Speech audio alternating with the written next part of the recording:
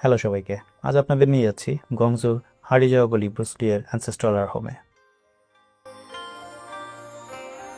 আর এই ভিডিওতে আমি বলবো কীভাবে অল্প খরচে আপনি 3 দিনের আনলিমিটেড গংজু মেট্রোতে ঘুরতে পারবেন। সো অবশ্যই পুরো ভিডিওটি দেখবেন শেষ পর্যন্ত।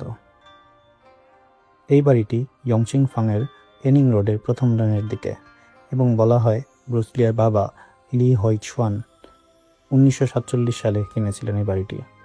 ব্রুসলি ছোটবেলায় এখানে কিছু সময় কাটান, যদিও পরে ব্রুসলি পুরো জীবন এখানে বসবাস করেননি।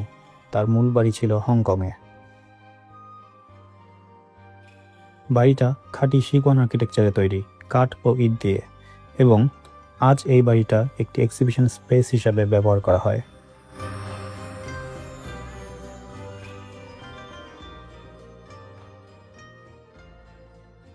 বাইরে ও ভেতরে উডেন ডামিস, গ্লাস শোকেসে রাখা তার পোশাক, কোনো ছবিগুলো, বিশেষ করে ব্রুসলি ও তার বাবার পোর্ট্রেট, আশপাশটা যেন এক টাইম ক্যাপসুল। পুরনো গলি, অপরিবর্তিত মাটি, পুরনো বাড়ি ও লিয়াংকুয়ান স্টাইলের নির্মাণ।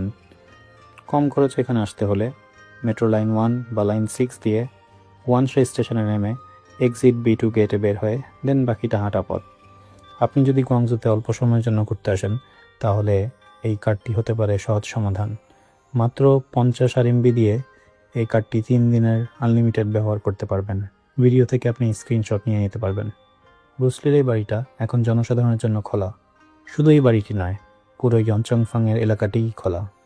এটি স্মৃতি ও ঐতিহ্য কেন্দ্র হিসাবে কাজ করে, যদিও কিছু মানুষ বলে এই বাড়িটির ইতিহাস পার্টলি রোমান্টিসাইজড। তবে যে অনুভূতি এবং সময়ের ছোঁয়া এখানে পাওয়া যায় তা যে কোনো ব্রুসলি ভক্তের জন্য এক অনন্য অভিজ্ঞতা। ধৈর্য ধরে ভিডিওটি শেষ পর্যন্ত দেখার জন্য ধন্যবাদ। নেক্সট কোনো ভিডিওতে আবার দেখা হবে।